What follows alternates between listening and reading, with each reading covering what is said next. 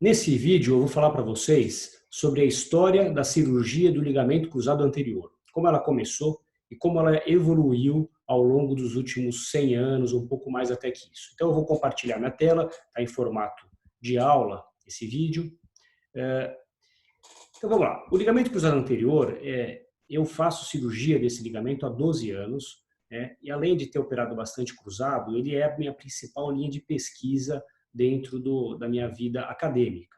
Tá? Então, quando eu falo em congresso, eu costumo falar sobre cruzado anterior, mesa redonda, eu participo, né, com esse assunto, eu fiz meu mestrado e meu doutorado sobre esse ligamento, então é um assunto que eu estudo bastante e vou mostrar para vocês o que eu aprendi ao longo desse tempo e em relação à história, que é muito interessante. Então, o primeiro relato de cirurgia do cruzado anterior foi em 1903, esse estudo da Inglaterra, que se falava em reparo. Né? Reparo é quando a gente tenta dar ponto na estrutura, né? Não é fazer uma estrutura nova, é reparar, é dar um ponto para aquilo cicatrizar. Então, em 1903, já se falava em reparo do LCA. Em 1917 a primeira publicação sobre reconstrução, ou seja, você fazer um ligamento novo. Então, vocês observam como isso é antigo, né? Reconstrução a gente está em 2021, a gente já tem 104 anos de reconstrução do cruzado. E ao longo desse século XX, a gente teve várias técnicas, enxertos e conceitos que foram criados e discutidos nesse período.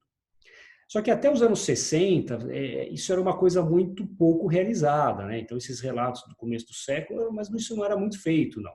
E nos anos 60 e 70, o que se fazia era reconstrução extra-articular. Então, eles achavam que o cruzado anterior não valia a pena fazer um novo, não era o importante. O importante era fazer uma reconstrução periférica, fora da articulação, para suprir a lesão do cruzado anterior. Então, várias técnicas nesse período eram discutidas.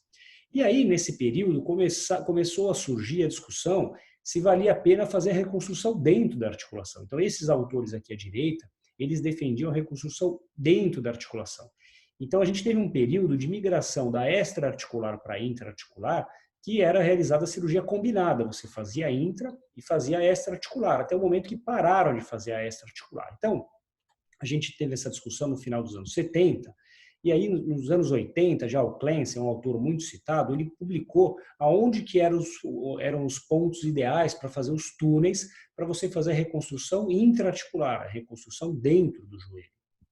E aí a gente teve nos anos 80 o advento da artroscopia, que foi uma coisa que mudou muito a cirurgia, porque a gente começava a enxergar dentro do joelho com muito mais facilidade do que com a cirurgia aberta. A cirurgia aberta, apesar de ser aberta, você não enxerga a parte profunda, está tudo pequeno, escuro. Com a artroscopia você coloca a câmera e vê melhor. É claro que no início a artroscopia não era mil maravilhas, né? Então, esse aqui é o Dr. Tatsuo Aihara, eu tive o grande prazer de aprender muita coisa com ele na Santa Casa. Isso é uma foto do Congresso Brasileiro no final dos anos 70. E ele foi nesse período para o Japão e ele trouxe o primeiro artroscópio para o Brasil, que é o Watanabe 21. Ele tem guardado até hoje, eu já vi, ele já mostrou em apresentação para a gente. E esse artroscópio, a pessoa tinha que olhar aqui. Então, imagina a dificuldade de enxergar dentro do joelho, tendo que olhar um buraquinho aqui, e para ensinar a cirurgia com artroscopia naquela época, porque hoje a gente vê na TV, todo mundo está vendo, é fácil de mostrar, mas no começo era muito complicado e o pessoal achava ruim isso, que achava mais fácil abrir o joelho. Só que isso evoluiu, né? Então nos anos 80 isso foi evoluindo, e essa aqui é a foto do Dr. Tatsuo atualmente, ele continua operando, né? Um excelente cirurgião de joelho. Então isso foi evoluindo. E aí, nesse final dos anos 80, surge a técnica transtibial. O que é a técnica transtibial? Você fazer um túnel na tíbia, para fazer o túnel do LCA da tíbia, e por esse mesmo túnel você coloca um guia, depois uma broca e faz o túnel do fêmur. Então, isso aqui surgiu nos anos 80 para os anos 90. Esse estudo do Harner comparava fazer a técnica transtibial com a técnica de duas incisões, que perfurava de fora para dentro. E ele mostrou não ter diferença. Então, com a artroscopia, a técnica transtibial se populariza e a gente tem aqui esse estudo do Morgan mostrando os detalhes técnicos, né, do procedimento transtibial, isso em 95, e aí nos anos 90 a gente tem a popularização da técnica transtibial. E final dos anos 90, esse estudo do Cooper mostrando que o ponto mais alto, ponto mais isométrico, era no alto do intercôndilo. Então, nesse momento, a gente vivia o período da cirurgia artroscópica, transtibial, com o conceito da isometria, que é colocar o ligamento na parte alta do intercôndilo, onde ele é mais isométrico, ou seja, ao longo da flexão e extensão do joelho, ele não muda de comprimento. Isso que é a definição de isometria. Então, essa região mais alta seria a região mais isométrica, seria a região mais interessante para colocar o túnel para fazer a sua reconstrução do cruzado anterior. Aí vem os anos 2000, e aí surge a discussão da reconstrução dita anatômica, que seria uma reconstrução que reproduziria melhor a anatomia do ligamento. E surge também a história das bandas, né? O ligamento tem duas bandas, então se a gente reconstruir as duas bandas, a gente vai oferecer mais estabilidade para o joelho. Quem foi o grande nome dessa discussão das duas bandas foi o Dr. Fred Fu, né, um americano. Então, esse estudo mostra bem, né, que a reconstrução, como fazer de uma banda duas bandas. E esse estudo de 2010, ele é o que eu acho que é a melhor definição do que seria uma reconstrução anatômica, né, essa restauração funcional do LCA quanto a dimensões originais, orientação colágeno e pontos de inserção.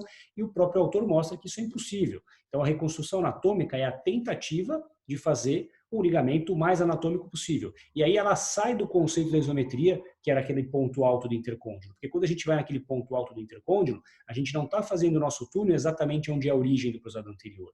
Então, a reconstrução anatômica é para você colocar o seu túnel na região onde está o ligamento mesmo, na região mais central é onde está o ligamento. E hoje discute-se se é melhor colocar bem no meio, um pouco para o anteromedial, um pouco perto da crista do residente, que é onde tem fibras diretas. Então, hoje ainda se discute aonde é o melhor ponto para posicionar o túnel do LCA. Mas é uma discussão numa região próxima.